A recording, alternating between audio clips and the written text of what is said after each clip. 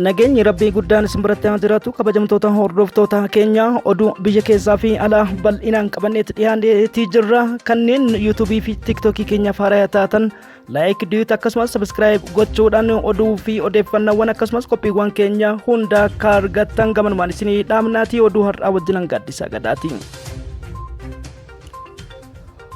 Walgahiin IGAD kan Uganda Kampalaatti taa'amee fi muummee ministeera dabalatee biyyoonni hedduun irratti argamanii fi ergamaan Ameerikaa kan gaanfa Afrikaa addaa Maayik Hamar irratti argamanii fi akkasumas ammoo waliigalteewwan adda addaatii fi nageenya baha Afrikaa mirkaneessuu irratti xiyyeeffate pireezidaantii Somaaliyaa Hassan Mahmud Shariifiin maraacheetiin waltajjiin ala godhuu har'a maddeen miidiyaalee idil addunyaa ta'aniitii jiru. Kanan wal qabsiisee iyyannoo takka Asmaraatti takka Kaayirootti barreeffachaa kan deemu jaarsi waan qabatuuf waan gadhiisu wallaaluu isaatii fi irraan ibiddi laboobbaan walgahii mana marii gamtoomanii kan mootummoota gamtoomaniidha walitti naa qaban jennaan Faransaay gonkumaan ta'u jechuudhaan sagaleen kuffiste jaarsi maraachuu itti fufeetii jira. Kanaafi kan kana fakkaatan akkasumas biyya alaa keessaa haleellaa kibba Libaanoositti jettiiwwan Ameerikaa taasiftee wal qabatee harka deebii humnoonni Iraaqii keessa jiran kaambii guddaa ajaja waraana waliigalaa Yuunaayitid Isteetsi of Ameerikaadha. Haleelanii akkasumas jettii waraanaa tokko barbadeessuu isaaniitii fi gama biraatiin Israa'eel har'a nama guddaa olaanaa tika biyyattii tokko haleellaadhaan dhabdeetii jirti. Yeroo ammaan kana akka miidiyaaleen Hindustaan Taayims wiyoon gabaasaa jiranitti Iraaniin xiyyaarota gurguddoo sadiin kaaba Sooriyaa keessatti waraana Ameerikaa haleeluun dubbii ajaa'ibaatii kan jedhani. Oduu keenyatti dhiyaadhaa balballoomii oduu kanaaf kan kana fakkaatan hanga xumuraatti yoo nu faana buutan kan argattan ta'a.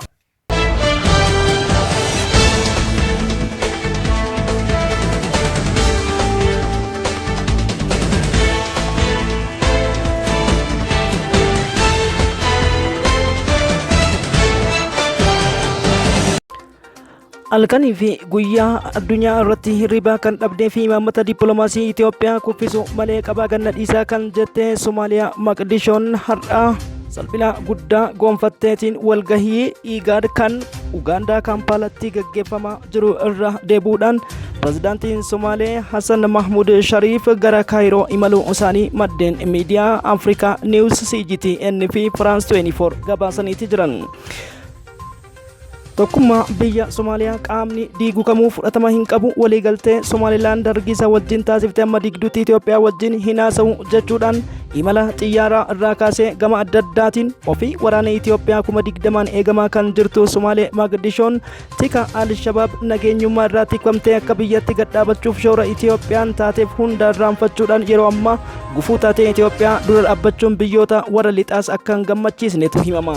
Maali jennaan Itoophiyaan shoorri isiin gaanfa Afrikaa keessatti taphachaa turtee fi jirtu hedduu kan wabii humna shororkeessitoota irraa nagaa gaanfa Afrikaattis ta'e addunyaa eegu waan ta'eef hedduun isaanii Itoophiyaa qeequu irraa of qusatan. Murtii Moqaadishoon dippiloomaasii imaammata addunyaa Itoophiyaa harkaa kuffisuudhaaf taasiftu Masrii dabalatteetiin yoomillee akka milkooyne Faraansi jala murteetiin dubbatte. World Journal Stream fi akkasumas ammoo Red Sea gaazexaan Ingilizitti maxxanu baasetti hooggantoonni qondaalaa loltoota waraanaa ajaja Firaansiidha Finfinnee seenuu isaaniidha pireezidaantiin Somaaliyaa Kampala Ugaandaa irratti himatan jedhanii. Dubbii himaan gaanfa Afrikaa kan Ameerikaa Maayik Hamaris Ameerikaan Somaaliyaa tokkummaa isii deeggartuus kunis kan ta'uu qabu humna gamtaaf nageenyummaa waaloo dhugaa Itoophiyaa wajjin tarkaanfachuu qabdan jedhuun dubbiin belbela ibiddaa fuula Hassan Mahmud Shariifitti oomte jedhan. Kanaan wal qabsiisee yaadota isaan dubbachaa jiraniif komii fi himannaa isaan walgahii kallattii jijjiiruuf ajandaa godhan irratti sa'aatiin kee dhumate dhaabi ni gaya jechuudhaan kan walgahicha Maayik Hamar gaggeessaa jiruuf yaada kennaa jiru irratti akkasumas pireezidaantiin Ugaandaa Museveniin waliin jireenya biyyoota gaanfa Afrikaa hulaa galaana 16 qabne keessaa Itoophiyaanis akkuma keenyaatti rakkoo maal qaba kan jedhan yoo kaasan itti dabaluun pireezidaantiin IGAD Dr. Warqinaa Gabayyootis Itoophiyaan biyya kamuu wajjiidhaan dubbanneeti jirra gama Itoophiyaatiin kan jirus muummichi ministeeraa Itoophiyaa gidduu keenyatti argama waan taateef Itoophiyaan dabaree ishiitiin ibsa imaammata bahaa kan hulaa galaanaa irratti jechuun carraa kennameef.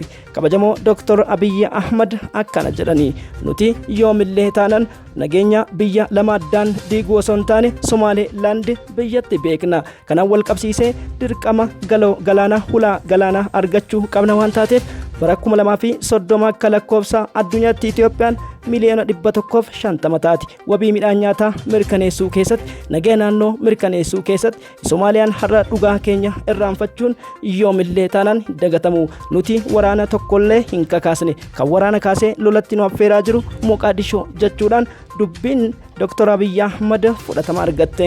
Akkasumas sanirraa kan hafe imala isaanii gara Kaayirootti taasisan pirezidaantiin Somaalee Hassan Mahmud Shariif mana murtii idil addunyaa dhaqi saffisaan dubbii kana akkasii ilaalamu jennaan abadan hagaafee jimaa silaa mirqaana nu kuttanii taate. Hassan Sheekh Mohammad akka mana murtii addunyaarraa Itoophiyaarraa waan buusne beeke. Maali jennaan Itoophiyaadhaan karaa dippiloomaasii addunyaatiin mo'achuu akka hin dandeenye isaanii fi shariikonni isaanis tolchaniiti beeku. Kanaan wal qabsiiseeti Firaansi ashkarummaadhaan gufuu nutti taateetiin Itoophiyaa deeggaraa jirti tokko kan nu moosise isiidha yoo jedhan pirezidaantiin Somaalilaand Museeviin ammoo waliigaltee kana kan guddina waaraa fi fufiinsa qabu ta'uu isinii mirkaneessuu barbaanna.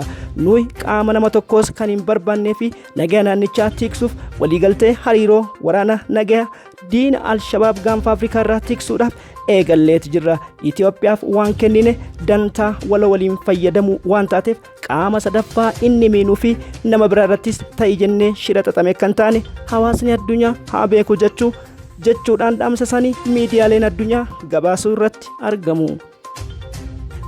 Kun kanaan osoo jiruu kaampaaniin guddaan daldala United Arab Emirates dhaabbata gamtaa biyyoota Arabaadha waliigaltee daldalaaf buufata daldalaa karra galaanaa kan galoo barbaraa irratti ijaaramaa jiruu fi akkasumas humna waliigaltee nagaa Firaans dabalateetiin ijaaraa jirru kan Itoophiyaadhaaf ijaaraa jirru qaamni tokkollee nu gufachiisu.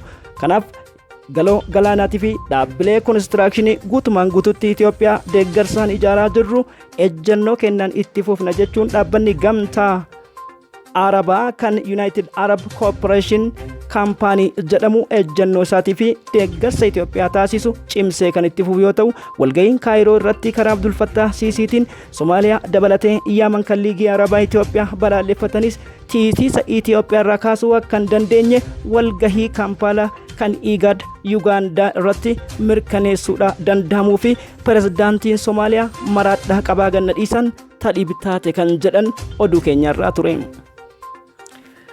Xiyyaaronni Ameerikaa Libaanos kibbaa Al-Addis jedhamu iddoo sana haleeluun wal qabateetiin tarkaanfiiwwan kana kan dheekkaman humnoonni Hizbollaa kan Iraaqii fi Iraaniin deeggaraman hedduun isaanii kaampii buufata mooraa Baagdaad bahaa keessa jiru kan Ameerikaa qajeelcha guddaa irratti haleellaa rookettiif misaayila diroonii nammaleetiin roobsaniin loltoota Ameerikaa 34 ajjeesuu miidiyaan Sky News Al Arabiyaa akkasumas Hindustan Times fi TRT World gabaasa irratti argama.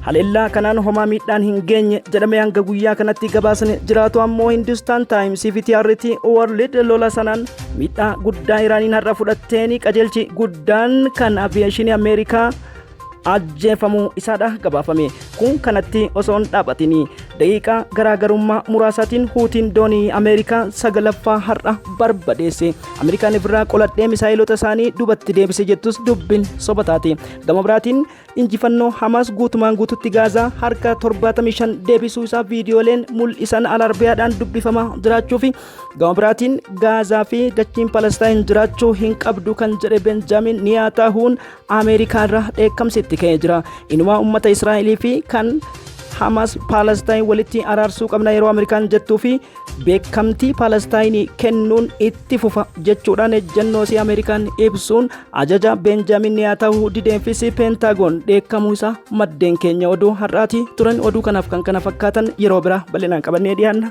Horaa bulaa.